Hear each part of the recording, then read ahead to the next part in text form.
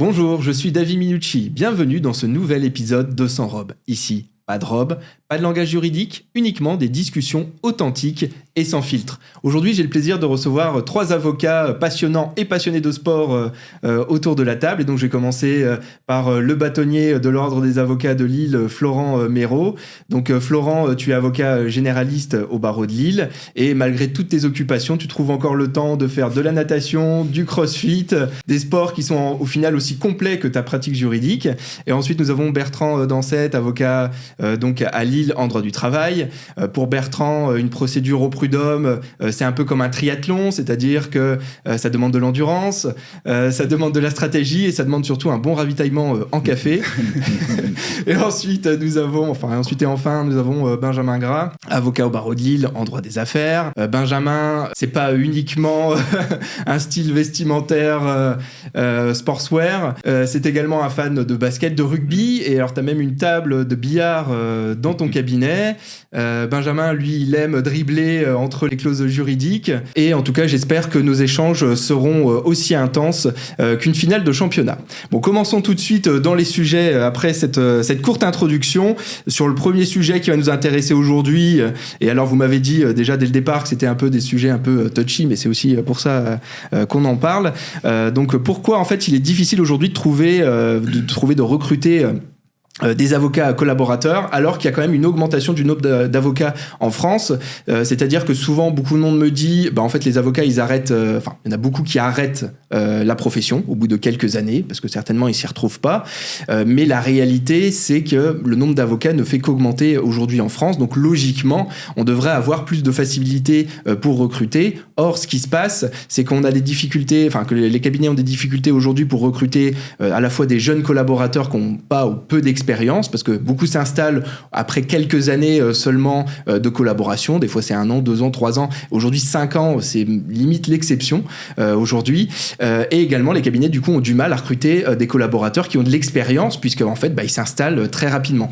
Alors, qu'est-ce que vous pensez sur ce sujet-là ? Et allez, je laisse la parole au bâtonnier sur ce sujet. Merci David. Alors, je crois d'abord que c'est générationnel, puisque ça ne concerne pas que les avocats, oui, mais l'ensemble du marché du travail dont on dit qu'il est tendu, puisque c'est difficile, et que, alors qu'avant on avait un métier pendant 40 ans, jusqu'à sa retraite, maintenant on a des métiers, et les avocats sont aussi concernés par ce phénomène. Je pense qu'il y a aussi de la liberté, être avocat, c'est être profession libérale, et cette liberté fait que peut-être on a moins envie d'être dans des structures hiérarchisées, et quelquefois, parce que ça c'est mon cas, moi j'ai un de mes collaborateurs qui au bout d'1 an a quitté le cabinet, en très bons termes, mais simplement il me dit, mais moi j'ai 30 ans, j'ai envie d'ouvrir mon cabinet, je peux le faire, puisque je peux faire des permanences, j'ai déjà des clients, et j'ai pas envie de rester, envie de rester avec toi. Bah oui, mais justement, c'est ça qui est compliqué. Comment on fait alors, il y a ce côté liberté, effectivement, mais qu'est-ce qu'il faudrait mettre en place pour... alors, est-ce que c'est le statut qui est pas bon ? Est-ce qu'il faudrait effectivement des avocats salariés ?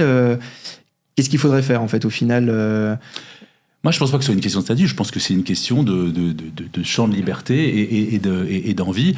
Et on a aussi des confrères qui, eux, n'ont pas envie d'être associés, parce que ça, on a aussi beaucoup de cabinets qui disent, moi, j'ai voulu associer un collaborateur, il n'a pas envie, qui préfère être collaborateur. Il y a vraiment, l'intérêt de ce métier, c'est qu'on peut, c'est une profession des métiers. On peut exercer de différents métiers. D'ailleurs, on exerce ici tous les 3 pas le même métier, et c'est ça qui fait la richesse. Qu'on peut changer d'exercice en cours de route. On peut partir juriste d'entreprise, on peut devenir magistrat, on peut revenir avocat. Il y a quelques juristes d'entreprise qui reviennent, quelquefois ils restent en direction juridique, mais quelquefois ils reviennent. Et je pense que c'est la liberté. Donc je pense que d'une chose négative, on a du mal à garder les avocats. Il faut se dire, oui, mais c'est ce qui fait la profession d'avocat, et c'est cette liberté qui est importante. Après, peut-être qu'on doit aussi, et tu as raison, et je pense que mes amis ont des idées, réfléchir pour voir comment vous faites, quelles les stratégies que vous avez mises en place, et comment on fait pour fidéliser ses collaborateurs. Ouais, tout à fait. Trouver des collaborateurs première année, si on n'a pas mauvaise réputation, on en trouve au barreau de Lille. C'est pas le cas partout. Non, mais souligner. Non, mais c'est vrai. Ouais, mais à Douai, par exemple, c'est très compliqué. Alors c'est drôle, ce matin j'étais à la cour, et il y a une consoeur qui m'a dit, elle a son cabinet à Douai, elle a créé un secondaire à Lille, parce qu'elle ne trouve pas d'avocat qui accepte d'aller à Douai, alors qu'en train, Mais Et donc, elle est place Saint-André. Je la connais très bien, Camille Desbouilles. Voilà, donc elle m'a remercié en disant merci au bâtonnier de nous avoir accueillis. J'ai dit que le Barreau Lille était très accueillant et c'est vrai. Pas toujours, mais maintenant tout va bien. Non, mais c'est vrai que moi je trouve que c'est important d'accueillir des anciens juristes d'entreprise, d'accueillir des notaires. Enfin, le Barreau Lille, il est très accueillant et on doit aussi. Et j'aime bien sa stratégie d'avoir dit comme ça. Et c'est intéressant, c'est le thème de notre matinée. Comment on fait ? Moi, je crée un cabinet à Lille. J'y suis pas beaucoup, donc ça c'est un autre problème en termes de management. Mais au moins, ils veulent bien être à Lille.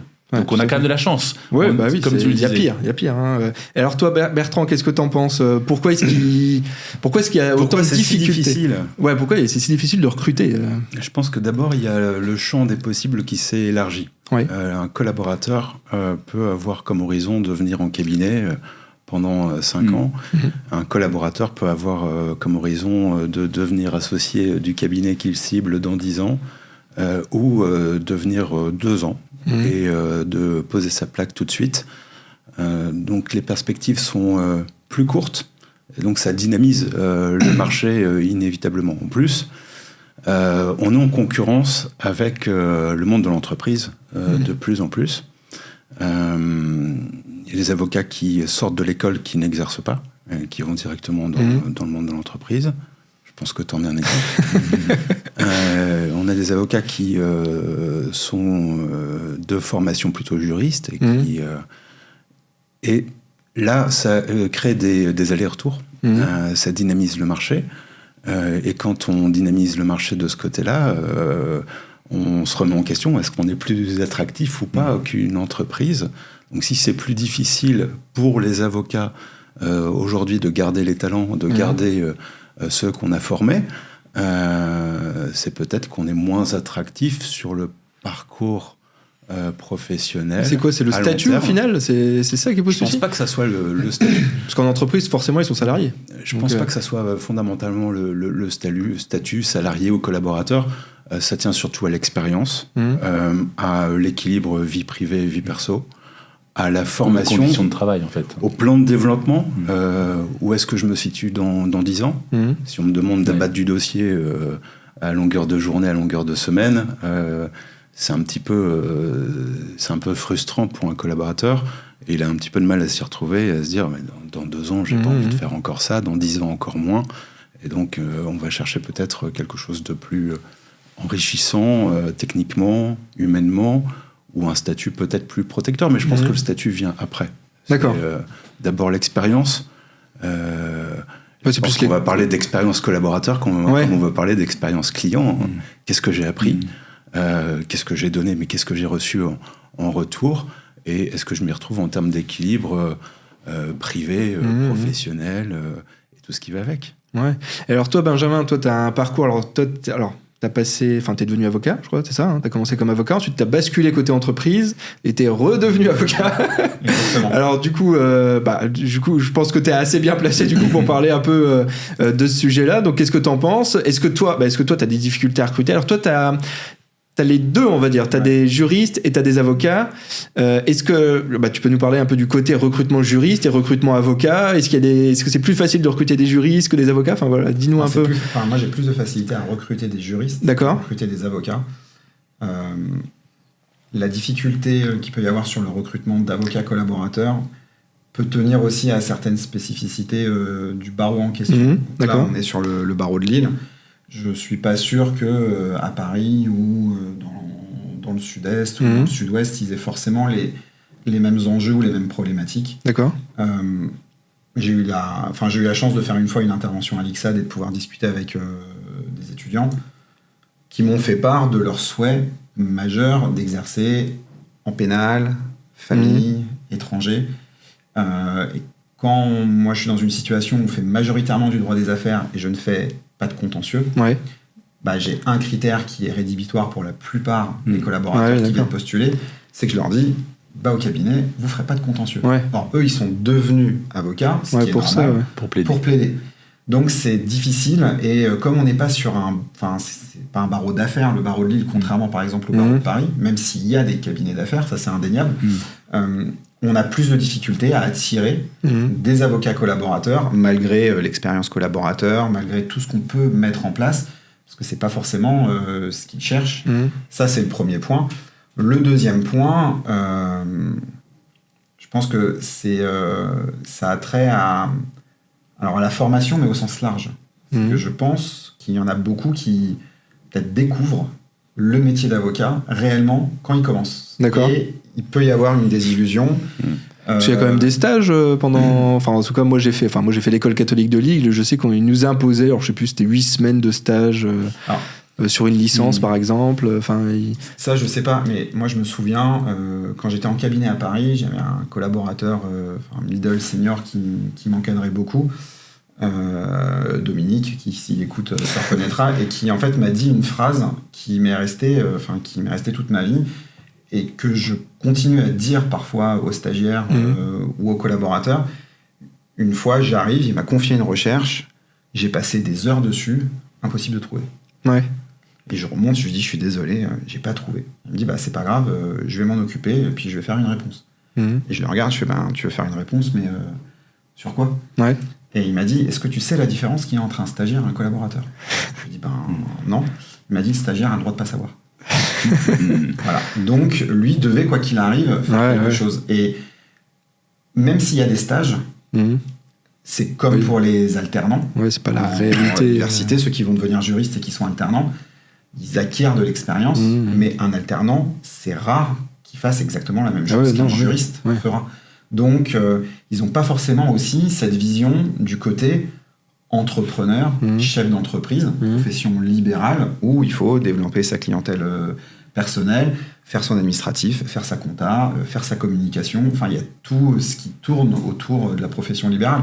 Donc voilà, c'est peut-être, moi je trouve plus compliqué, notamment quand on ne fait pas de contentieux comme moi. Et je pense qu'il y a aussi beaucoup de confrères et consoeurs qui souhaitent s'installer peut-être plus rapidement en se disant, en fait, je vais aller dans un cabinet où effectivement, comme disait Bertrand, je vais abattre du dossier, je vais pas avoir le temps. Et si c'est pour, dans 2-3 ans, vouloir m'installer et en fait partir de zéro, autant que je parte de zéro tout de suite. Moi, gagner du temps, quoi. Ce côté... En fait, c'est deux sirènes. Il y a l'entreprise pour le statut quand même, les tickets restaurants, la mutuelle et... c'est des avantages, je pense. Les avantages et l'installation, parce que c'est la liberté. Et moi, je pense qu'on ne peut pas reprocher aux avocats d'être libéraux dans l'âme et de s'installer. Et quand même, ça veut dire qu'il y a le marché. Parce que moi, j'ai commencé, on était 600. Là, nous sommes 25 ans après, nous sommes 1400. Et Lille, c'est un des barreaux où il y a le plus d'avocats individuels, 60%. Parce que, mais ça donne aussi nous poser des questions, nous qui avons des cabinets quelquefois très très structurés, quelquefois moins. Comment ça se fait qu'il y a cet attrait d'être tout seul, sa plaque, son bureau? Et les choses ont changé. Maintenant, on peut avoir quasiment plus avoir de bureau, un simple ordinateur portable, un téléphone, un scooter à Paris, une voiture. Voilà. Donc c'est vrai que les règles déontologiques ont été allégées et l'exercice professionnel de tous les métiers ont changé. Mais il y a beaucoup de médecins qui, au 3e stage, disent mais finalement, moi, je voulais pas être médecin. Enfin, moi, je pense que c'est pour ça que c'est en pratiquant qu'on s'aperçoit qu'on aime ou pas ce métier. Bon, a priori, on aime bien ce métier. Moi, j'ai pas l'intention de faire autre chose. Et j'avais une réflexion que t'as pas eue, mais ton expérience de juriste, elle est intéressante parce que moi, j'ai rencontré une avocate du barreau Lille qui était juriste d'entreprise et qui a passé la passerelle 98, donc la passerelle. Elle m'a dit, mais moi, c'est pas le même métier. Non. Et j'étais pas libre dans l'analyse que je faisais. J'avais un directeur juridique au-dessus de moi qui devait aller au CODIR, enfin qui devait rendre des comptes. Et en fait, moi, j'ai voulu être avocate parce que j'aime l'idée de donner aller en conseil, mais d'être libre dans mes conseils et de pas avoir de contraintes. Donc ça reste quand même des exercices qui sont complètement différents. Et moi, je crois beaucoup au mix. Moi, j'aime bien ton parcours parce que tu as fait les deux. Et toi, par exemple, c'est quoi la différence entre les deux métiers que tu as exercés alors, entre les deux métiers, déjà juriste, avocat, ça n'a rien à voir. En termes d'approche, en termes de conseils, en termes d'échanges qu'on a avec les clients. En fait, nos clients sont communément ce qu'on appelle les opérationnels en entreprise. Une consultation, pour le dire franchement, ils s'en foutent. C'est-à-dire qu'il veut la réponse. Ouais. L'argumentation qu'il y a derrière, mais limite, il n'y a même pas besoin d'avoir dans le mail. Il a confiance. Et il y a surtout un principe majeur, et ce qui différencie l'avocat du juriste, c'est la responsabilité. Ouais. Ça, c'est sûr que ça change aussi fondamentalement les choses. Donc, c'est des métiers...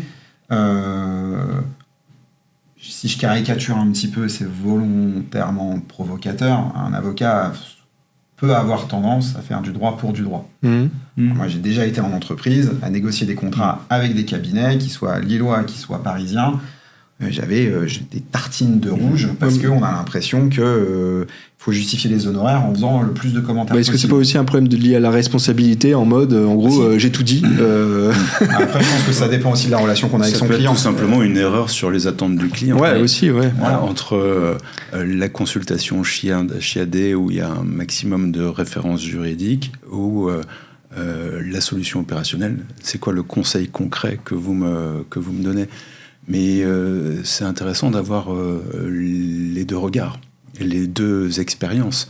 Et moi, en termes de recrutement, on parle de difficultés de recrutement, je suis assez intéressé par les profils où on a le double regard, à la fois avocat de souche, comme on dit, avec l'école des avocats, une sensibilisation à des règles déontologiques, à une pratique professionnelle, aux relations entre confrères avec les magistrats, et également savoir parler à nos interlocuteurs au sein des entreprises. Connaître le monde de l'entreprise de l'intérieur. Alors, c'est extraordinaire, on a inventé le PPI à l'école des avocats, qui permet d'avoir 6 mois d'immersion dans cet environnement-là, c'est plutôt pas mal. On voit désormais certains clients qui nous appellent pour demander à transmettre à l'école des avocats des demandes de stage, donc le besoin devient réciproque, c'est quelque chose à observer, à surveiller. Mais moi, quand j'ai un profil qui a une double compétence avec des stages en entreprise, des expériences en entreprise, c'est toujours un plus. Et d'ailleurs, chez nous, on a 2 associés qui ont été juristes avant d'être avocats, parce que c'est pas le même rapport. Ouais, et puis ils connaissent le client au final. Enfin... Ouais, moi, j'ai la chance au cabinet d'avoir vraiment tous les profils. C'est-à-dire que j'ai des avocats passerelles, j'ai des avocats traditionnels, si on veut dire, qui ont passé le CRFPA et qui ont fait l'ICSAD. J'ai des juristes, c'est des approches et des visions qui sont totalement différentes. Alors, mais j'ai deux collaboratrices libérales qui ont fait un cursus plus traditionnel, qui, de par nous, la méthodologie ou la manière dont on accompagne nos clients, ont maintenant une vraie vision, on va dire, juriste d'entreprise.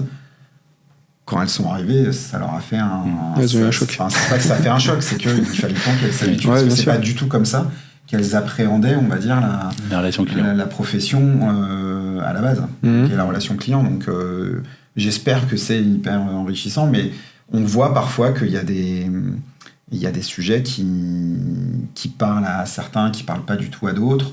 Quand on fait des points d'équipe, parfois, moi, je vais faire des réflexions sur des aspects plus procédures ou qui vont intéresser les libéraux.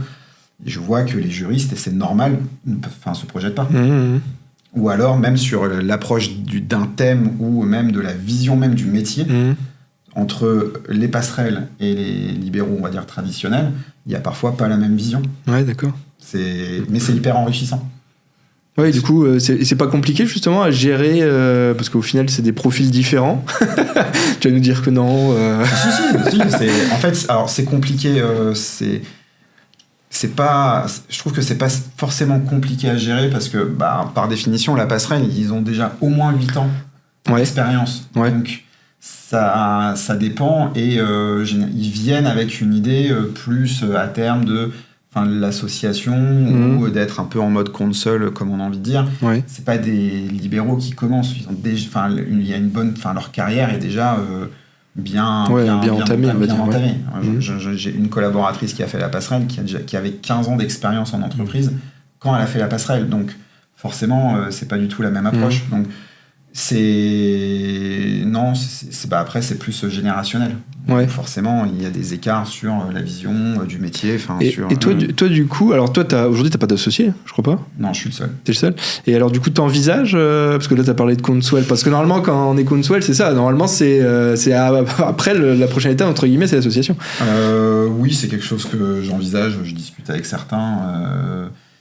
Après, c'est parce que c'est aussi la même vision, la même philosophie. Ouais, voilà, c'est ça. C'est sur ça où je vais parfois. Non, parce que ça peut, je dis ça, mais Florent l'a dit tout à l'heure, hein, des fois on propose effectivement l'association à un collaborateur, mais pour autant c'est pas forcément ce qu'il veut et ce qu'il cherche non plus. Donc, mais bon, normalement c'est censé faire partie de la fidélisation entre guillemets des équipes, en leur disant en gros, tu trimes pendant X années, mais à la fin il y a la lumière au bout du tunnel, on va dire. Oui, mais pas que. Et tu dis associé. Oui, mais pas que. Et il faut vraiment s'interroger sur ce qu'on peut proposer d'autre. Être associé, c'était le Graal il y a 20 ou 40 ans de tout avocat collaborateur. C'était son ambition première. Aujourd'hui, c'est plus vrai. On a des collaborateurs qui sont très heureux d'être collaborateurs. Je pense qu'il faut s'interroger sur des responsabilités complémentaires, être directeur de projet, directeur de programme, avoir une compétence particulière au sein du cabinet qui est reconnue en interne et marketé également en externe. Et puis associé, le promettre, c'est bien, le pouvoir, c'est ça. Encore le faut-il. Ouais. Et puis, faut vraiment mettre les vrais vecteurs derrière. Pourquoi j'associe quelqu'un pour lui faire plaisir parce qu'il est là depuis 10 ans ou parce qu'il a vraiment une dynamique, une compétence commerciale et en capacité d'apporter une nouvelle clientèle. Associer, c'est pérenniser une structure. Mais c'est exactement ça, c'est qu'en fait, il ne suffit pas d'être associé, c'est que qu'est-ce que tu peux apporter, soit parce que tu as un client que tu m'amènes, soit parce que tu vas te développer, parce que je ne peux pas le faire, je suis déjà au maximum où j'ai pas le temps. Et c'est ça qui est plus compliqué. Et je pense aussi qu'il y a là où il y a des associations qui ne se font pas, parce qu'on a quelquemois un fantasme sur la rémunération de l'associé par rapport à celle du collaborateur qui n'est pas aux attendus. Moi, je pense qu'il y a quand même deux moyens qui existent et qui sont bien. C'est comme dans certains cabinets, comme dans le tien, moi c'est sans doute ce que je vais faire, c'est avoir des juristes. Donc, avant on disait clerc d'avocat, mais la convention collective elle parlait de clerc, des juristes qui deviennent avocats par la passerelle, et ça c'est bien parce qu'ils sont formés au cabinet et du coup tu as une intégration hyper efficace.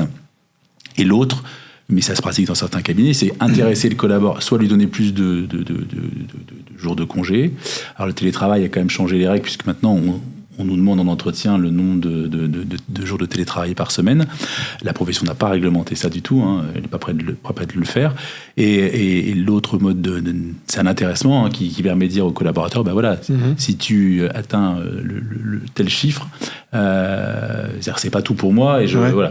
Donc ça se pratique. Hein. Sujet d'un de mes posts LinkedIn. Oui. Moi, je pense que c'est plus t'abstenir.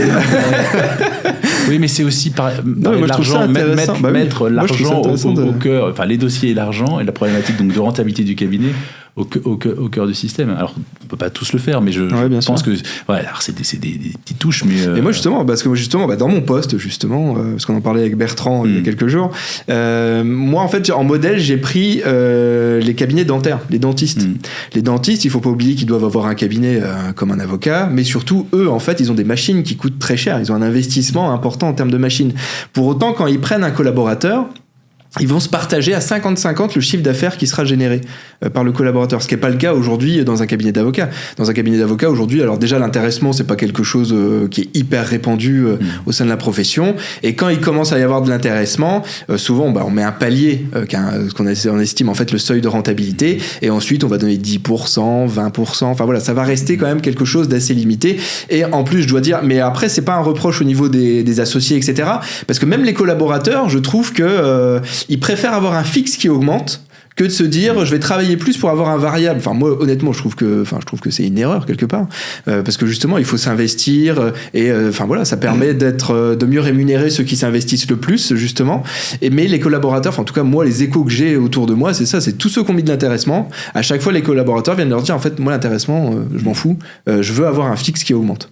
Donc qu'est-ce que vous en pensez un peu de cet intéressement? Alors moi effectivement dans mon poste je disais un seuil de rentabilité, parce que bon l'objectif c'est quand même que le cabinet soit rentable, et ensuite effectivement partager à 50-50 entre le collaborateur et l'associé. Et il est génial ton poste.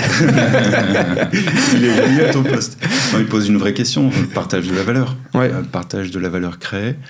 Le modèle des dentistes n'est pas nécessairement duplicable au cabinet d'avocats, en tout cas pas à tous, parce que chez les dentistes, on a un flux qui est assez stable.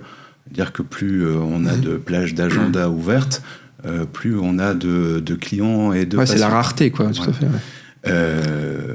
Chez les avocats, le flux de dossiers, le flux de clients, il est moins stable et il n'intervient pas par génération spontanée. Il faut aller les chercher souvent. Il vient souvent par le travail de l'associé. Ouais, voilà, c'est ça. Et le travail de fidélisation du collaborateur, bien sûr, mais avant tout du travail de conquête de l'associé.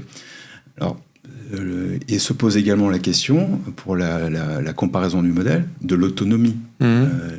Le dentiste collaborateur, il peut travailler en totale autonomie. Il y aura peut-être un partage sur l'assistant dentaire, mais dans un cabinet d'avocats, les collaborateurs, quel est le niveau d'autonomie d'un cabinet à un autre, c'est très variable. D'un collaborateur à un autre aussi. Chez moi, les collaborateurs sont très autonomes et en contact direct avec les clients, mais l'associé regarde tout et tout le temps. Donc il y a une proximité et une présence de l'associé qui fait que ce partage-là, il est moins vrai, mais c'est ultra intéressant. Nous devons nous interroger sur le partage de la valeur et abandonner des schémas un peu archaïques, qui est de partager le moins possible, parce qu'on crée du découragement, on crée des sentiments d'injustice, de jalousie, et par rapport au recrutement, on donne envie aux collaborateurs qui ne sont pas prêts et qui se leurrent également sur certains aspects économiques. On leur donne envie de partir et de poser leur plaque, et puis quelquefois de faire de mauvaises expériences.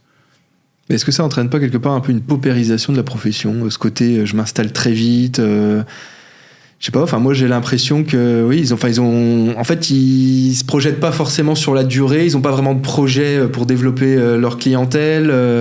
Alors souvent ça nous parle de garde à vue. Enfin voilà, en fait, je crois que on n'a pas des flux de patients comme les dentistes.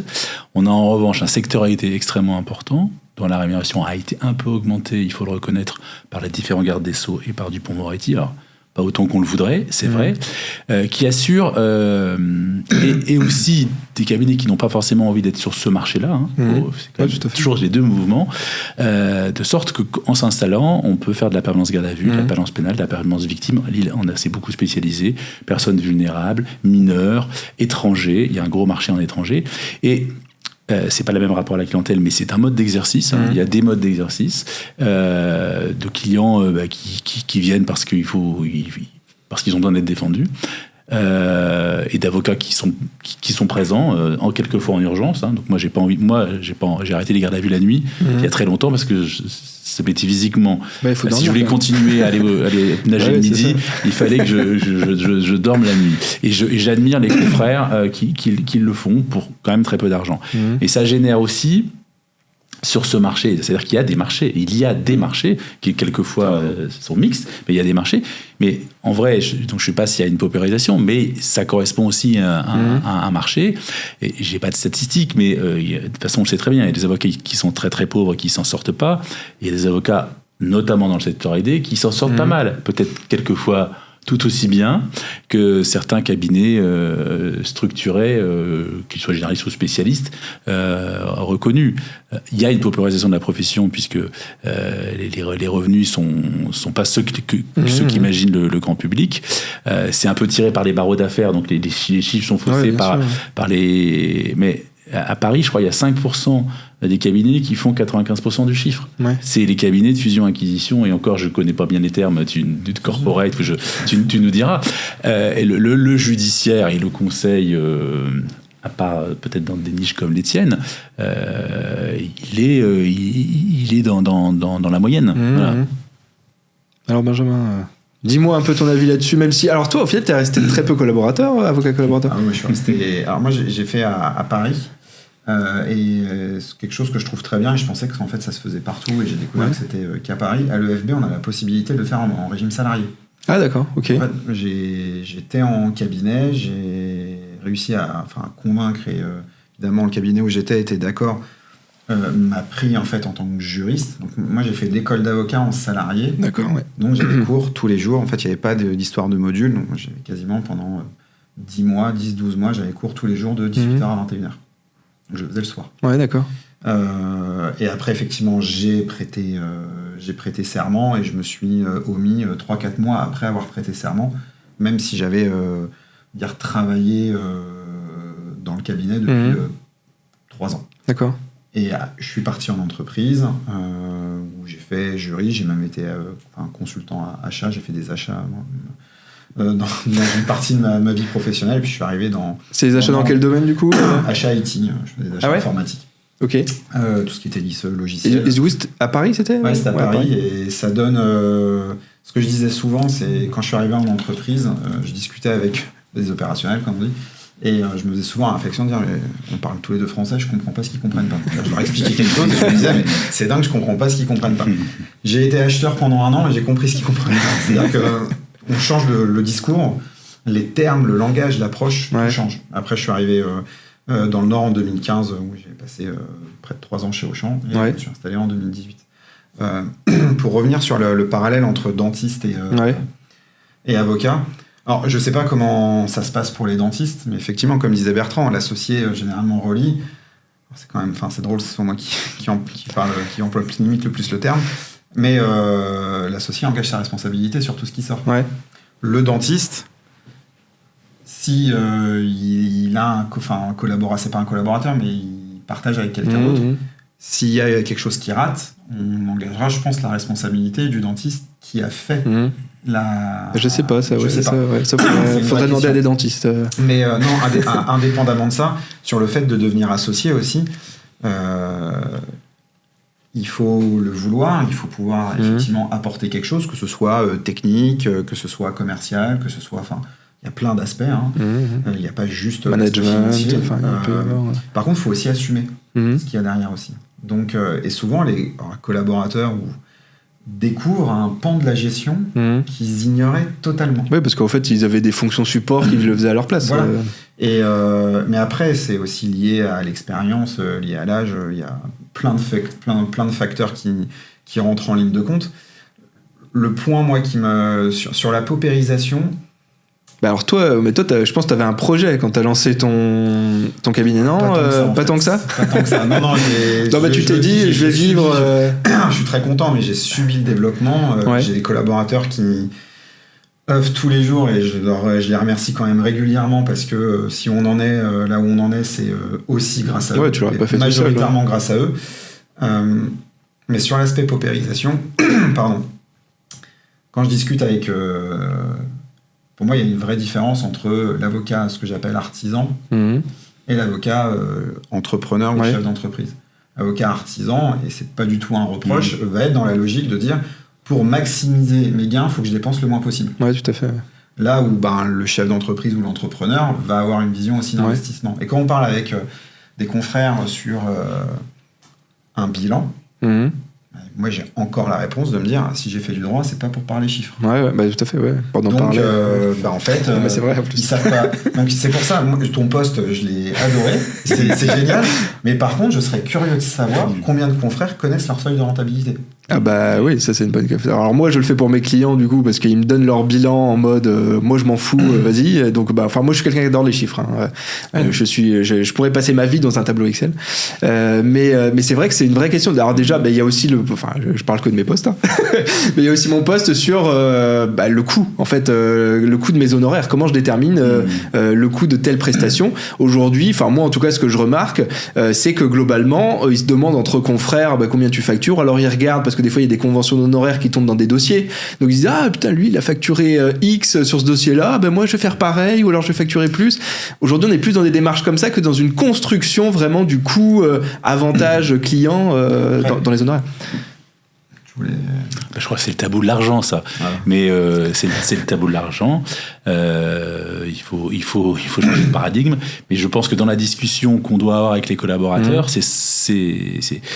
Moi, je me suis beaucoup occupé de prévention. J'y vais cet après-midi de confrères. Et la première question qu'on pose aux confrères, c'est est-ce que tu connais ton chiffre d'affaires et ton bénéfice ? Non. La première question, c'est est-ce que tu as déposé tes comptes ? Est-ce que les comptes sont faits ? Oui, non. On élimine. Voilà, mais je dis ça avec beaucoup d'empathie parce qu'on est là pour aider. Là, c'est une commission de membres du Conseil de l'Ordre qui a de l'empathie, qui essaye de trouver les difficultés et d'aider les confrères. Donc, est-ce que tu as de la comptabilité ? Oui, est-ce que tu connais ton chiffre ? Alors, c'est vrai qu'ils ont pas forcément leur liasse fiscale sous les yeux, mais c'est un peu dommage parce que c'est hyper important. Avant de déterminer d'abord de savoir combien j'ai produit l'année dernière, de connaître les charges pour pouvoir calculer le seuil de rentabilité. Et effectivement, on devrait nous l'imposer. On devrait nous l'imposer parce qu'on ne peut pas être des entrepreneurs, une profession libérale sans avoir ça en tête. Toi, Benjamin, t'aimes bien les chiffres ou moi, j'aime bien c'était par obligation ? Non, c'est parce que t'aimes bien. Non, j'aime bien les chiffres. Après, j'étais obligé de me plonger dans certains chiffres où c'était pas forcément évident. Mais il y a le tabou de l'argent, il y a le tabou de la communication aussi. C'est que tu veux dire sur l'argent ? Ouais, même globalement le côté un peu opaque. Moi je sais que je fais l'exercice chaque année, et là je l'ai fait il y a 2-3 semaines, on fait une réunion de tous les cabinets, je leur ai présenté les chiffres 2023. Ouais, tu leur dis le chiffre d'affaires du cabinet. Je leur dis le nombre de jours de CP, RTT qui ont été posés pour qu'ils se rendent compte. Le chiffre d'affaires qui a été fait, le chiffre d'affaires par pôle, la masse salariale globale du cabinet. Je leur explique, parce qu'il y en a beaucoup qui commencent, et ça c'est aussi un vrai sujet sur les juristes. Sur les juristes. Quand on fait la négociation salariale, alors tout le monde reste intéressé quasi exclusivement par ce qu'il a en bas de sa fiche de paie. Ouais, tout à fait. Ouais. Moi, quand je leur dis que maintenant, malheureusement, en tant qu'employeur, ce qu'ils ont en bas de la fiche de paye, je m'en fous, parce que je peux pas le savoir. Parce que quand il y a ce qui est en bas de la fiche de paye, c'est après leur impôt sur le revenu, que ça me concerne pas. Ouais, il faut regarder déjà la ligne du dessus. Et que même, il faut regarder une ligne pour savoir combien il coûte au total. Et que je leur explique qu'entre ce qui touche et ce qu'il me coûte, il faut faire fois 1,9 quasiment. C'est il y en a qui réalisent. Oui. Et après, c'est aussi, alors maintenant qui sont la difficulté, ça revient sur la première question, de recruter, ça peut être les conditions de travail, l'environnement de travail. Moi, je leur ai dit, par collaborateur, par an, ça représente une somme de temps de vous fournir, d'être dans ces locaux, d'avoir ces installations, les outils informatiques, les licences, les logiciels, etc. Tout à fait, pour qu'au final, ils se rendent compte et de se dire, mais rends compte, on me facture quand même tant. Ok, mais tant, ça représente éventuellement un chiffre d'affaires de temps. Et la grande différence, une des différences fondamentales qu'il y a aussi entre juristes et avocats, c'est que sur l'aspect chiffre d'affaires, ce que peut-être des avocats, c'est pas oubli, mais n'y pensent pas au départ, c'est qu'un avocat, quand il travaille pas, il facture pas. Ouais, tout à fait. Ouais. Là où quand un juriste ne travaille pas, il y a les congés payés. Ouais, tout à fait. Donc en fait, le juriste a aussi la certitude de quasiment toucher la même chose tout le temps. Là où on va avoir des confrères qui malheureusement ne vont pas penser ou oublier qu'en juillet-août... c'est ça, ouais. Et puis il y a tout le côté... Pas de revenus forcément. Donc il faut avoir provisionné, il faut avoir de la trésor. Ouais. Et c'est comme ça, effectivement, qu'on se retrouve avec des cotisations qui ne peuvent pas être régularisées. Et puis l'avocat, il ne peut pas facturer toute la journée. Enfin, il ne peut pas dire je facture 10 heures par jour, parce qu'il y a des fonctions support, il y a le téléphone qui sonne, il y a le facteur qui arrive. Enfin, je veux dire, il faut bien se rendre compte qu'au final, dans une journée, et moi souvent, quand je fais le calcul avec mes clients, maximum, on compte 4 heures de facturation par jour. Parce que y a plein de choses en fait qui se rajoutent petit à petit. Plus effectivement il y a les congés payés. Les congés payés qui n'existent pas pour les avocats, mais en tout cas il faut en tenir compte aussi quand les salariés. Alors du coup en termes de communication parce que ça m'intéresse, t'as lancé un sujet hyper intéressant sur la communication. Est-ce que toi tes équipes, il y a une communication sur les rémunérations de tout le monde ou pas du tout Parce que alors moi c'est un sujet parce que des fois moi je dis pas qu'il faut donner la rémunération de tout le monde, etc. Mais je trouve ça bien en tout cas. Moi je donne la mienne. Ouais, toi la tienne en tout cas elle est connue. La mienne est connue. Après les rétrocessions des collaborateurs où les salaires ne sont... Nous, on n'a pas vraiment de grille. On a des grilles à l'entrée. D'accord, généralement, on fait une différence qu'on a recruté. Moi, dans le cabinet, j'ai 70% des collaborateurs pour qui je suis le premier employeur ou la première expérience. Donc, on fait généralement une distinction entre ceux qui qui sortent de Master 2 et ceux qui sortent de Master 2 avec alternance. On essaye de valoriser, enfin c'est pas on essaye, on valorise quand même l'expérience qui est censée être acquise pendant l'alternance. Tout dépend de l'alternance qui a été faite. Mais après, moi j'étais en entreprise. Il n'y a pas besoin de communiquer. En fait, ils se le disent tous. Je pense même, c'est limite un sondage que je pourrais faire, et comme je pense que la plupart des collaborateurs écouteront le podcast, je pense qu'ils vont naturellement revenir vers moi, et je leur pose la question, est-ce que vous accepteriez que je dise à tout le monde votre rémunération ? Et là, je suis pas convaincu. Et je pense que. Ah, mais toi, tu donnes la tienne, tu vois. Oui, non, mais en fait, parce que eux, à mon avis, ça les intéresse de savoir combien tu gagnes, tu vois. Oui, mais c'est justement aussi pour leur montrer que, contrairement à la vision qu'ils ont, moi, je fais le choix de pas avoir une rémunération qui est extravagante ou qui est vraiment très forte, parce que je leur ai expliqué que j'ai toujours fait le choix de minimiser ma rémunération pour réinvestir dans le cabinet. Tout à fait, te développer. C'est parce que justement, je prenais pas beaucoup de rémunération par rapport à ce que j'aurais pu prendre, que ça m'a permis de recruter des collaborateurs par anticipation, parce que je sentais que ça allait arriver, mais au moment où je les ai recrutés, ça permet le temps de les intégrer. Et on a bien vu qu'il y a des collaborateurs ou des collaboratrices pour qui ça a été plus compliqué de s'intégrer réellement dans le cabinet quand ils sont arrivés et qu'ils ont enchaîné, on va dire, direct avec un client. Ouais, tout à fait. Et toi, Bertrand, tu communiques ou pas sur le chiffre d'affaires du cabinet, toi, avec tes collaborateurs, ou c'est secret ? Je pense qu'ils en ont l'intuition, un ordre... en ordre de grandeur, quoi. Ce qui est important, à mon sens, ce qui est indispensable dans tous les cabinets, c'est d'avoir un discours clair sur le sujet, et d'avoir des rendez-vous sanctuarisés où on revient sur cette thématique. Toi, il y a des rendez-vous réguliers, enfin combien de fois par an à peu près ? Il y a des entretiens quadritrimestriels. D'accord, et on a une communication annuelle, on fait un séminaire d'associés 2 jours par an, et après on donne un petit peu des éléments de tendance.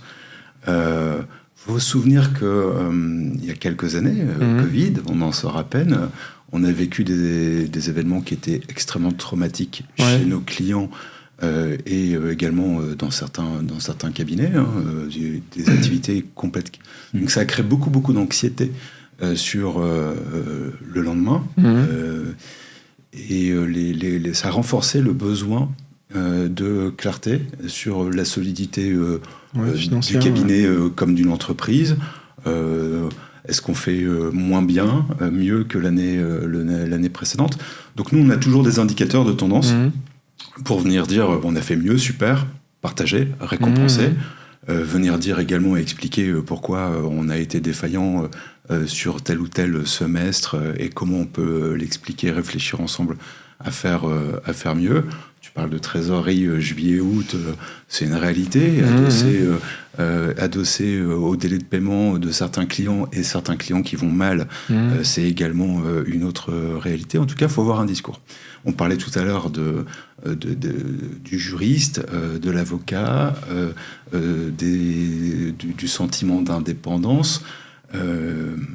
Nos collaborateurs ont besoin de perspective, ont besoin de clarté sur mon cabinet, est-ce qu'il est en bonne santé, est-ce qu'il fait envie, est-ce que je peux gagner plus dans 1 an, dans 2 ans, dans 3 ans. Donc il faut préparer ce discours et casser les fantasmes, peut-être pas communiquer les chiffres, mais donner des explications rationnelles. Alors changeons un petit peu de sujet, même si c'est quand même assez lié. Est-ce que du coup vous mettez en place un peu ce qu'on appelle le team building au sein des cabinets, justement pour essayer d'avoir une espèce de cohésion, même si au final, alors je pense que c'est apprécié au niveau des collaborateurs, mais après je pense pas que c'est ça qui fasse que les gens restent ou pas au final. Je sais pas que c'est quoi Benjamin, je vois qu'il est pas du tout d'accord là-dessus. Non, je dis pas que je suis pas du tout d'accord. Non, mais disons que je trouve que ça crée des liens effectivement au sein des équipes, et il y a une meilleure ambiance, le quotidien est mieux, mais de là à dire que c'est un point où la personne se dit en fait non, je vais rester une année de plus, etc. Je suis pas sûr que ça rende vraiment, je sais pas, après à toi de me dire. C'est toi qui as combien, t'as 25 collaborateurs, non? Voilà, moi je suis tout seul, donc j'ai moins la vision. C'est vite fait, la réunion est vite faite. Ouais, voilà. C'est surtout la logistique qu'il y a à gérer derrière après. Pourquoi j'ai un peu ça. Non, c'est parce que nous, en fait, on n'avait pas fait. On faisait avant un peu des soirées cabinet, mais pas vraiment des séminaires en tant que tels. D'accord, ouais. Bon, ça en fait partie, de toute façon. Enfin, je veux Oui. dire. Et l'année dernière, le cabinet fêtait ses 5 ans, donc on a vraiment on a fêté les 5 Alors, vous avez ans, fait quoi? Alors, vas-y, fais-nous rêver. On est parti, on a privatisé un endroit où il y avait terrain de tennis, terrain de pétanque, piscine, pendant 2 jours. Enfin, ça s'est fait vendredi, samedi, et puis départ le dimanche. Matin. Avec ou sans conjoint, du coup, alors? Sans conjoint. Sans conjoint, ok. Non, sans conjoint. Il y avait énormément de personnes. En fait, c'était vraiment créer une vraie cohésion. Parce que je disais un peu en rigolant, on fête les 5 ans, mais j'ai 60% du cabinet qui a à peine un an d'ancienneté. Ouais, d'accord. Donc, en fait, les 5 ans, ça n'avait pas la même signification que ça pouvait principalement l'avoir pour moi. Mais c'était un vrai moment de cohésion. On a passé des très bons moments. On a fait une sorte de questionnaire un peu satisfaction derrière. On a vu ce qui avait été apprécié, ce qui avait été moins apprécié. Il y a eu un vrai moment de cohésion. On a fait une activité tous ensemble. Il y a eu des activités justement par pôle. Le retour qu'on m'a fait, c'est qu'il y en a qui ont énormément apprécié le moment où ils ont pu se retrouver par pôle. Ouais, d'accord. On a eu un atelier de travail. Et là, on est en train de caler le séminaire, on va dire, de cette année.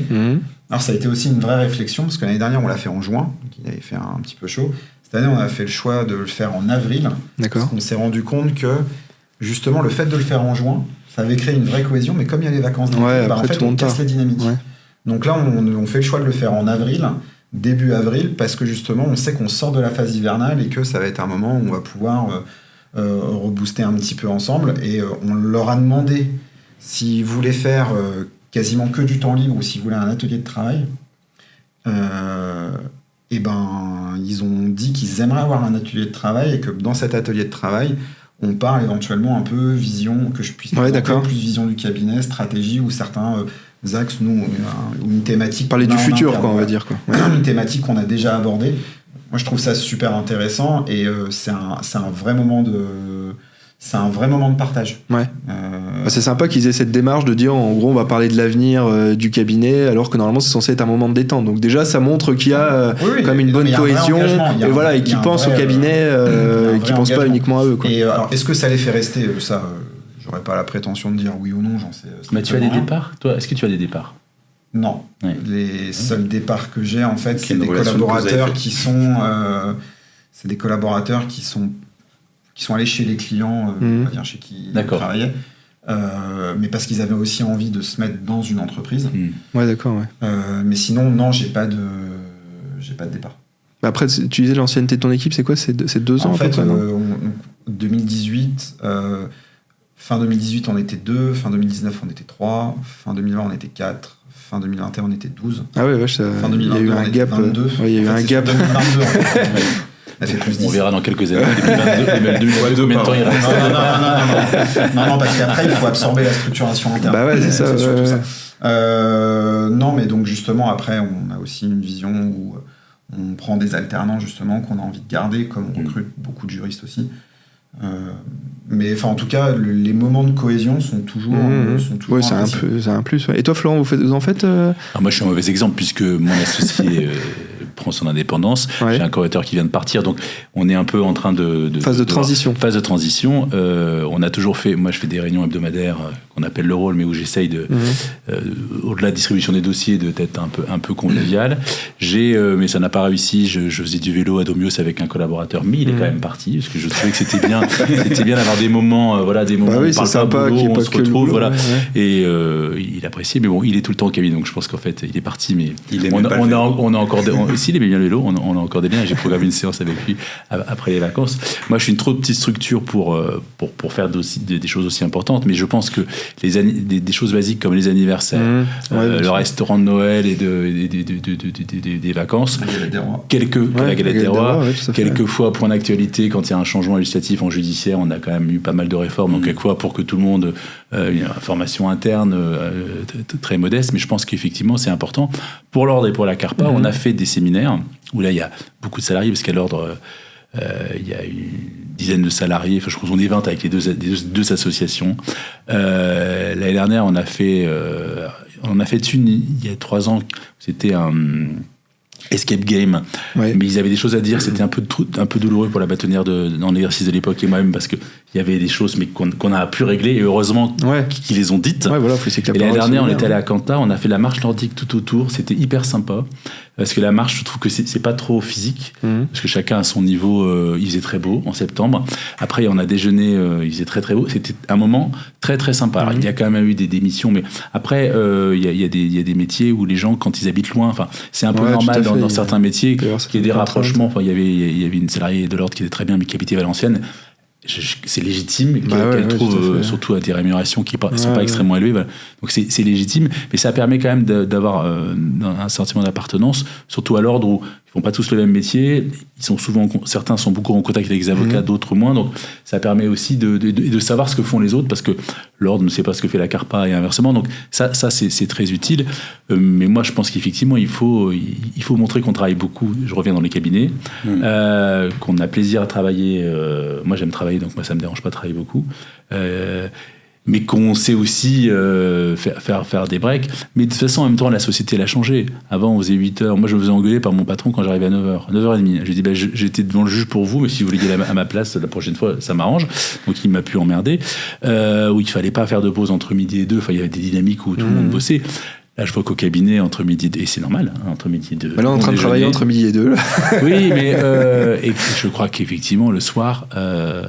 même les associés, on peut partir à 7h, c'est pas grave. Ou à 8h, ou à 9h. Enfin, je crois que l'idée d'arrêter de faire du présentéisme, notamment dans certaines entreprises, et de dire, ben oui, j'ai le droit d'aller faire du sport, et je vois, parce que moi, comme tu l'as dit, je fais un peu de sport. Je vois d'autres salariés qui ne sont pas. Je vois des avocats, je vois beaucoup de confrères à la piscine ou chez Tomios.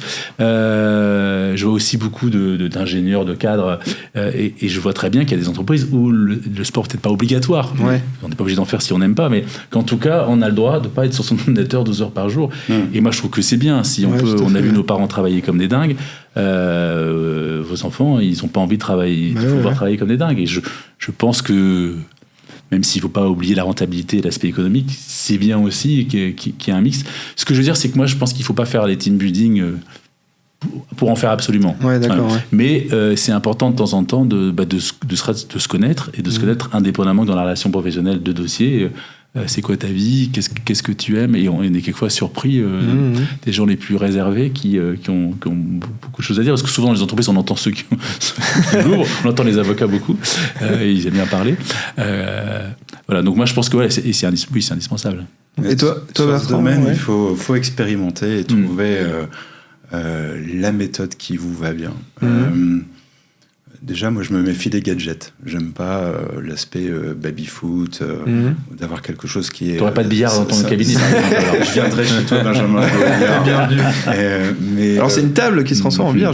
Non, c'est ça? Pas de gadgets, mais je pense que Benjamin a beaucoup à nous apprendre sur la qualité de vie au travail et les conditions de travail, les suites, l'image qu'on voit qui véhicule de son cabinet. Est tout à fait intéressante. Nous, on a expérimenté pas mal de choses. On a eu un coach sportif qui venait tous les jeudis, qui est venu pendant 2 ans, qui est devenu un ami du cabinet, relation extraordinaire. On a participé à l'initiative Sparte qu'on a prolongée pour promouvoir le sport en entreprise. Là, on est toujours dans la dimension sport.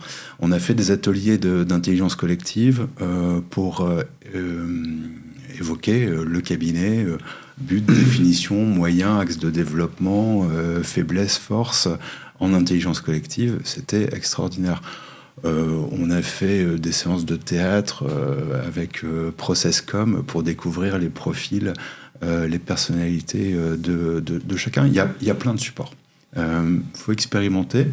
Il y a des choses qui sont plus ou moins heureuses, et même quand on emmène les gens dans un parc d'attractions, on peut avoir des réactions un peu curieuses. Dans la promotion du sport, et quelquefois ça va pas à tout le monde, parce que ça renforce encore une fois le sentiment de compétitivité, l'engagement.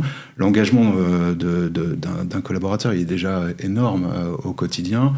Si en plus il faut lui demander de renseigner ce qu'il fait le soir, le week-end en performance sportive, c'est un peu compliqué. On a le droit également, cet aspect déconnexion, déjà c'est le juriste de droit du travail qui parle, qui est important. Mais voilà, la qualité de vie au travail, cet équilibre est fondamental, et il faut être soucieux de ça. Et du coup, alors on va revenir un peu sur le recrutement. Est-ce que chez vous, enfin vous prenez, parce qu'il y a toujours des gens qui cherchent des stages, qu'ils soient au collège, au lycée, etc. Est-ce que vous prenez facilement des stagiaires ou c'est des profils qui vous intéressent moins c'est parce que, enfin, moi en tout cas, c'est ce que j'entends de beaucoup de jeunes qui ont du mal, entre guillemets, parce que voilà, ils connaissent personne, ils connaissent pas d'avocats, etc. Ils ont du mal à rentrer un peu dans les cabinets. Est-ce que vous, c'est quelque chose que vous mettez fortement en avant, le stage? Et est-ce que les stagiaires, ça n'embête pas aussi un peu vos collaborateurs? Parce que ça, j'en entends aussi, des collaborateurs qui disent je suis pas là pour gérer des stagiaires. Alors ça, c'est mon sujet. C'est mon sujet parce que je trouve hyper important de transmettre. Transmettre, déjà, on a tous reçu. On a été accueillis dans des cabinets. Moi, j'ai commencé dans un cabinet qui m'a recruté après, d'ailleurs, un stage de seconde. Fidal à l'époque. Et on a reçu l'expérience de nos patrons, de nos maîtres de stage. C'est important de transmettre ce qu'on a reçu. Et les jeunes, la demande est très importante. Elle va l'être encore plus. Maintenant, on a des stagiaires de seconde. On avait les stagiaires de troisième. Mais à partir de cette année, ils viennent 15 jours en entreprise en seconde. Donc, on va être hyper sollicité. En tout cas, nous, on l'a déjà été beaucoup. Je trouve que c'est un moyen de se reconnecter à ce qu'on aime dans son métier. Expliquer à un jeune de troisième, de seconde, voilà, mon métier, ça sert à ça. Et on va essayer de démystifier un certain nombre de choses. Ça reconnecte, ça nous ressource. On s'embête pas trop les collaborateurs. Nous, on a des petits rituels également avec une plaidoirie de fin de stage où le stagiaire vient affronter le maître de stage. Du coup, il porte la robe ou pas alors du coup le stagiaire? Oui, il porte la robe. On scénarise ça. C'est après le rôle, le vendredi à 14h. Ouais. Donc après le déjeuner, alors le stagiaire, elle montre un petit peu loué.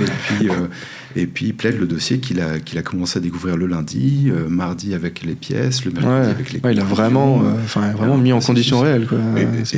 C'est ultra gratifiant, satisfaisant pour tous ceux qui participent à ça.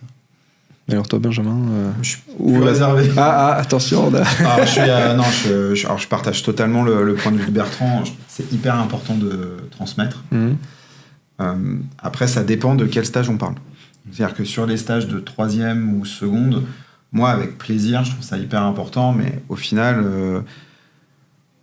il faut voir les questions, les formulaires, les questionnaires qu'on leur donne. C'est-à-dire que moi, j'en ai un qui est venu, là, justement, en décembre. Question, c'était, il fallait qu'ils donnent la grille salariale, il fallait qu'ils choisissent quelle était la forme sociale de l'entreprise, SA, SAS, tertiaire. Déjà, donc en fait, il y a ça. Je sais pas trop ce qu'ils peuvent en faire. Donc on leur présente en fait les métiers du droit. Moi, je les amène au palais pour leur montrer. Donc ça, c'est vraiment troisième seconde. Après, sur les stages on va dire dans le cadre de l'université, ça dépend jusqu'où on va, parce qu'en seconde, troisième, deuxième année, troisième année, oui, on peut, mais on commence un peu à leur expliquer ce qu'ils vont voir. Et après, là où je trouve ça parfois un peu plus délicat, c'est que sur le Master 2, c'est un stage, généralement, c'est avril-juillet. Ouais.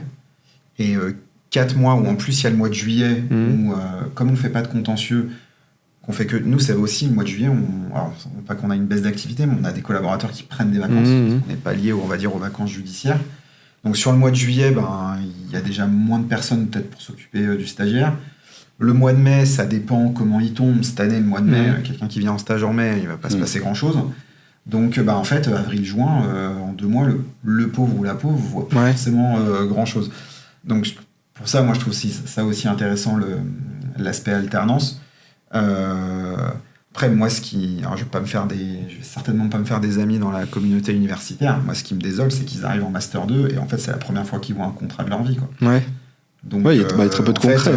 Nous, on n'a pas cet exercice, je trouve ça hyper intéressant, l'aspect plaidoirie. Donc, nous, on lui donne un contrat, mais il comprend rien. Parce qu'il n'en a jamais vu. Il n'a jamais pratiqué, donc il n'est pas capable, ce qui est normal. Et ça, moi, je trouve c'est un vrai problème qu'on rencontre. Donc, nous, ça ne nous fait pas perdre du temps. Généralement, les stagiaires sont très contents. Enfin, les quelques stagiaires qu'on a eu, on a eu des bons retours. Mais c'est vrai que, en tout cas, nous, compte tenu de l'activité qu'on a, c'est aussi difficile de leur donner des choses intéressantes. Alors, on peut leur donner de la recherche, on peut leur donner de la veille. On peut leur expliquer justement, ça permet de revoir les bases en droit des contrats, de revoir la méthodologie de recherche même parfois. Enfin voilà, il y a plein de choses. Donc, je trouve ça hyper intéressant. C'est plus parfois sur la période, c'est pas forcément évident d'avoir des choses intéressantes à leur donner. Après, j'ai l'impression, en tout cas, il y a quelques cabinets en tout cas qui ont cette démarche-là en mode, par exemple pour les Master 2, en se disant, comme ça, ils ont un pied entre guillemets dans le cabinet. Bon, même si au final, peut-être ils deviendront jamais avocat, jamais juriste. Enfin voilà, mais je veux dire, ça peut aussi être une porte d'entrée pour du recrutement. On a recruté des collaborateurs comme ça, qui avaient fait Master 1, Master 2. On l'a pas refait parce que ça demande quand même beaucoup d'énergie. Moi, j'ai beaucoup moins de temps, forcément, par mes fonctions de bâtonnier, donc j'ai privilégié les élèves avocats, qui sont souvent géniaux. Et qui sont, même s'ils n'ont pas envie d'être dans votre cabinet, d'abord ça crée des liens, ça permet de dire tiens, machin il cherche, parce qu'on quand même on se parle beaucoup entre nous, ou va pas là, ou va là. Moi j'aime bien ce lien, parce que moi j'estime qu'ils sont allés avocats, mais ils sont déjà confrères. L'école a du mal à... J'étais à l'école hier, ils ont quand même du mal à avoir ce discours, mais moi, je trouve que l'école, je l'ai dit à Martin Grasset, infantilise un peu trop les élèves avocats. Ce sont des confrères. Ils n'ont pas encore le CAPA, mais ce sont des confrères en devenir. Et voilà. Ça, c'est à titre personnel que je pense ça. Les stages 3e, seconde, c'est uniquement pour faire plaisir quand on connaît les parents, parce que c'est vraiment... Moi, je trouve que c'est compliqué, même en audience. Enfin, alors nous, on peut les emmener en audience, mais c'est très compliqué. Ça permet souvent de s'entendre dire « Oh là là, mais vous faites que du papier », ce qui est vrai. Pas du papier des écrans, mais en tout cas, on est loin de l'image de l'avocat qui plaide comme dans les séries télévisées. Donc ça, si ça peut permettre d'aiguiller, d'aider, ça c'est pas mal. Mais moi, je pense qu'effectivement, c'est sans doute ce que je referais, des stagiaires plutôt M1 et M2. Alors maintenant, c'est lié. C'est pas mal. Je pense qu'ils ont créé un peu plus d'alternance, Benjamin. Donc je pense que la fac a un peu compris que voilà. Et vraiment 2 jours, mais comme à l'école des avocats, 2 jours en cabinet et 3 jours à la fac, c'est mieux qu'effectivement 3 mois, qui sont peut-être un peu trop longs d'ailleurs. Après, pour rebondir sur ce que disait Bertrand sur le fait que maintenant il y a des entreprises qui cherchent, qui sont intéressées par des stages PPI, aussi l'avantage c'est que le stage PPI c'est 6 mois. C'est janvier-juin, donc on peut plus facilement se projeter. Parce que la vie d'une entreprise, il y a un délai. Donc, une organisation aussi. Un dossier, c'est ça. Il y a une organisation à comprendre et un dossier, un contrat à négocier, ça prend pas une semaine. Les allers-retours, ça peut prendre 2, 3, 4 mois. Donc, la personne a plus de facilité. Enfin, le stagiaire ou la stagiaire aura plus de facilité à avoir un sujet du début à la fin. Ouais, tout à fait. Ouais. Mais en tout cas, je sais que c'est une des stratégies de certains cabinets d'anticiper, ou d'autres avocats qui disent moi j'ai voulu être avocat depuis mon stage de 3e, et donc forcément ils ont tendance à prendre forcément des tout jeunes parce qu'ils estiment que ça fait partie de leur rôle. Je trouve ça super important, les stages, pour leur faire découvrir la profession. Hier, anecdote, au cabinet, j'avais proposé à des étudiants de la Cato et de la fac. Je suis sur une plateforme où il y a des étudiants qui peuvent poser des questions. Et j'avais eu plusieurs étudiants de la Cato. J'avais dit, si vous voulez, vous venez, on en discute. Et je leur ai dit, ils ont regardé, je leur ai dit, le métier, c'est comme ça, comme ça. Je dis, oui, non, mais vous avez regardé Suits. Ça, c'est du mythe. Hein. En France, en tout cas, c'est sûr que ça se passe pas comme ça. Et il y en a une qui m'a dit, oui, moi j'ai vu la série, c'est ce qui m'a donné aussi envie de continuer en droit et c'est ce qui me donne envie d'être. Enfin, donc il y a ce côté-là aussi où. En fait, tout à l'heure, tu disais que les avocats ils voulaient souvent être pénalistes. Enfin, c'est plutôt en tout cas, ils sont plus attirés vers le métier d'avocat pour le côté pénal. En fait, au final, c'est un peu ce qu'on voit le plus dans les médias. Mais j'ai l'impression, moi, quand ça sort, quand je regarde un peu, parce que je crois qu'il y a une espèce de liste qui dit dans quel cabinet va une fois qu'un avocat a obtenu le CAPA, on a une espèce de liste qui dit à peu près dans quel cabinet il va, je crois. Et donc du coup je m'étais mis à la regarder moi et je voyais qu'il y avait, et donc j'ai compté et il y avait c'était au coude à coude entre pénal et droit des affaires. Mais peut-être à cause de Suits justement où les gens ont c'est les SASIC de Lille. Ouais, je crois que c'était de Lille, il me semble que c'était de Lille. Parce que Lille, on a 40, moi je dis toujours au OLV qu'on a 30 à 40% de cabinets d'affaires. Qu'on voit pas, à part toi Benjamin qui est au Conseil de l'Ordre, mais qu'on a du mal avec lequel l'ordre a du mal à communiquer, puisque c'est pas la même problématique. Et comme vous l'avez dit, Moi, les avocats qui prêtent serment que je rencontre, ils partent dans des cabinets famille, pénal, c'est le numéro 1. Étranger, on a un gros marché en droit des étrangers et des cabinets structures en droit des étrangers. Ça aussi, c'est nouveau. Il y avait quelques avocats qui en faisaient, mais là, il y a... Alors, j'ai pas de stats, mais c'est une partie importante et je le vois, dans le recrutement. Ce serait intéressant d'avoir des stats un peu comme ça, voir un peu s'il y a une évolution au niveau des matières. Tu vas refaire un tableau Excel avec ça. Ouais, je vais faire un tableau Excel. non, mais je trouve ça intéressant. Bon, en tout cas, on en arrive au bout de cet échange, écoutez, qui était hyper intéressant. En tout cas, j'étais très très heureux de vous avoir aujourd'hui autour de cette table. J'espère que vous avez apprécié l'exercice. Et en tout cas, on se retrouve pour un prochain épisode. À bientôt.